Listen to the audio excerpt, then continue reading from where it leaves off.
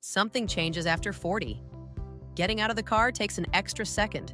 Standing up from the floor requires a plan. And it's easy to write all of it off as just aging. Something to manage, not something you can actually improve. Here's the thing, a lot of that stiffness isn't inevitable.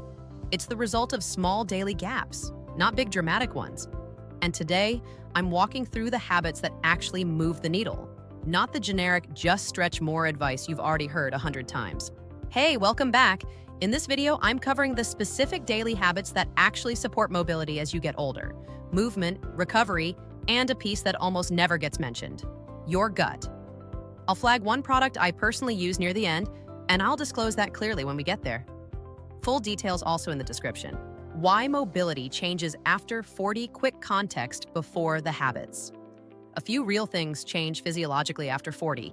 Joint cartilage naturally thins a bit over time, muscle mass gradually declines without active resistance training, and low-grade systemic inflammation tends to creep up gradually with age.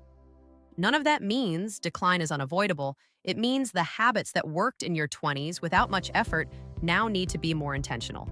The good news, mobility responds really well to consistent small habits. You don't need to become a different person. You need a handful of things done daily, not occasionally. Habit 1, daily movement. Snacks. Habit 1, stop saving movement for workout time.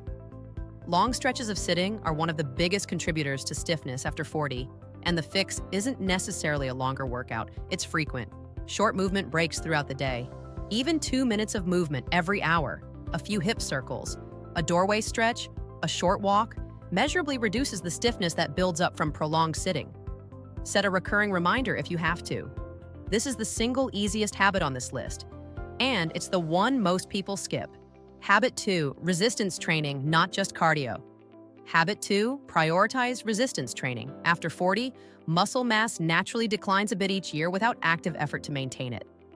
And muscle is what actually supports your joints and reduces load on your spine. Cardio is great for your heart, but it doesn't replace the specific benefit of strength work here. This doesn't mean a gym membership is required. Bodyweight squats, resistance bands, or light dumbbells at home 2 to 3 times a week is enough to make a real difference over time. Consistency matters far more than intensity here. Habit 3, sleep quality, not just quantity. Habit 3, your body does most of its physical repair during deep sleep. And that repair process matters more, not less, as you age. It's not just about hitting 8 hours. Quality matters, a consistent sleep schedule, minimizing screens in the hour before bed, and keeping your room cool and dark all support the deeper sleep stages where actual tissue repair happens. If you're doing everything right during the day but sleeping poorly at night, you're undermining a lot of that effort without realizing it. Habit 4, hydration and joint lubrication. Habit 4, and this one's simple but genuinely underrated. Hydration directly affects the fluid that lubricates your joints. Mild chronic dehydration, which is more common than people think, especially as thirst signals naturally become less sharp with age, can quietly contribute to that creaky, stiffer feeling in your joints. A straightforward daily habit. Keep a water bottle visible and refill it on a schedule rather than waiting until you feel thirsty. Habit 5, the gut inflammation piece. Habit 5 is the one that surprised me most when I first learned about it. Gut health and joint mobility are more connected than most mobility advice ever mentions. Chronic low-grade gut inflammation doesn't stay contained to digestion, it circulates systemically. And for a lot of people, it shows up as generalized stiffness that no amount of stretching alone resolves. This is still a developing area of research, and it's not going to be the deciding factor for everyone. But it's a real, legitimate piece of the mobility picture that's almost never included in standard improve your mobility advice, which tends to focus only on movement and muscle. This is actually why I started looking into gut-focused support specifically.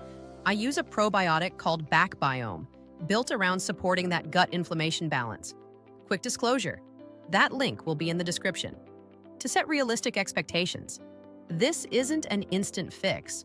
Most people notice gradual changes over 4 to 8 weeks, which lines up with how long real gut microbiome shifts actually take. It's a supplement to the other 4 habits, not a replacement for any of them. So to recap, 5 habits: hourly movement snacks, resistance training 2 to 3 times a week, real sleep quality, consistent hydration, and for some people, addressing the gut inflammation piece alongside all of that.